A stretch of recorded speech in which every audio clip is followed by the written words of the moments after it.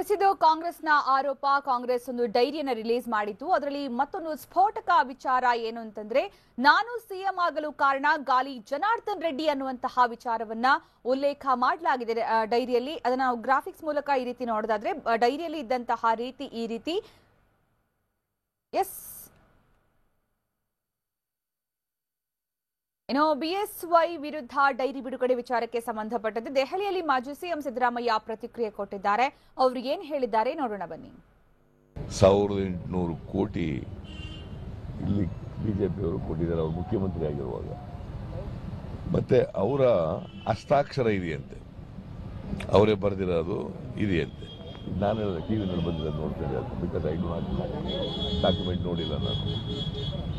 ಅದು ಮೊದಲಿಂದ ಇತ್ತು, ಯಡಿಯೂರಪ್ಪನ ಹತ್ರ ಒಂದು ಡೈರಿ ಇದೆ ಅಂತ ಮೊದಲಿಂದ ಇತ್ತು. ಈಗ ಅದು ರಿಲೀಸ್ ಆಗಿದೆ. ಯಡಿಯೂರಪ್ಪನವರು ಅವ್ರ ಕಾಲದಲ್ಲಿ ಲೂಟಿ ಹೊಡೆದ್ಬಿಟ್ಟಿಲ್ಲ. ರೆಡ್ಡಿ ಬ್ರದರ್ಸು, ಯಡಿಯೂರಪ್ಪ ಇವರೆಲ್ಲ ಲೂಟಿ ಹೊಡೆದಿದ್ರು. ರಾಜ್ಯದ ಸಂಪತ್ತಿನೆಲ್ಲ ಲೂಟಿ ಹೊಡೆದಿದ್ರು. ಹೀಗಾಗಿ ಆಗ ಚೀಫ್ ಮಿನಿಸ್ಟರ್ ಆಗಿದ್ದಾಗ ಇವರು ಅಧಿಕಾರದಲ್ಲಿ ಇರಲಿಲ್ಲ, ಕೇಂದ್ರದಲ್ಲಿ ಅವ್ರ ಅಧಿಕಾರದಲ್ಲಿ. ಆಗ ಕೊಟ್ಟಿರ್ಲಿಕ್ಕೆ ಸಾಧ್ಯತೆ ಇದೆ. ಇಟ್ ಇಸ್ ಅನ್ ಅಫೆನ್ಸ್ ನನ್ನ ಪ್ರಕಾರ.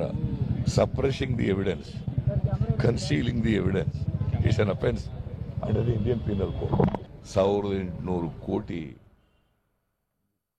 ಬಿಎಸ್ವೈ ವಿರುದ್ಧ ಡೈರಿ ಬಿಡುಗಡೆ ವಿಚಾರಕ್ಕೆ ಸಂಬಂಧಪಟ್ಟಂತೆ ದೆಹಲಿಯಲ್ಲಿ ಮಾಜಿ ಸಿಎಂ ಸಿದ್ದರಾಮಯ್ಯ ಪ್ರತಿಕ್ರಿಯೆಯನ್ನು ಕೊಟ್ಟಿರೋದು. ಯಡಿಯೂರಪ್ಪನವರ ಹಸ್ತಾಕ್ಷರ ಇರುವಂತಹ ಡೈರಿ ಸಿಕ್ಕಿರೋದು ಬಿಎಸ್ವೈ ರೆಡ್ಡಿಗಳ ಕಾಲದಲ್ಲಿ ಲೂಟಿ ಹೊಡೆದಿದ್ರು ಅಂತ ದೆಹಲಿಯಲ್ಲಿ ಮಾಜಿ ಸಿಎಂ ಸಿದ್ದರಾಮಯ್ಯ ಆರೋಪ ಮಾಡಿದ್ದಾರೆ. ಕಾಂಗ್ರೆಸ್ನ ಆರೋಪಕ್ಕೆ ಈಗ ಸಿದ್ದರಾಮಯ್ಯ ಈ ರೀತಿ ಇನ್ನಷ್ಟು ಪುಷ್ಟಿ ಕೊಟ್ಟಿರೋದು. ಏನಂತಂದ್ರೆ, ರೆಡ್ಡಿಗಳ ಕಾಲದಲ್ಲಿ ಬಿಎಸ್ವೈ ಲೂಟಿ ಹೊಡೆದಿದ್ರು ಅನ್ನುವಂತಹ ಮತ್ತೊಂದು ಆರೋಪವನ್ನು ಕೂಡ ಅವರು ಮಾಡಿದ್ದಾರೆ.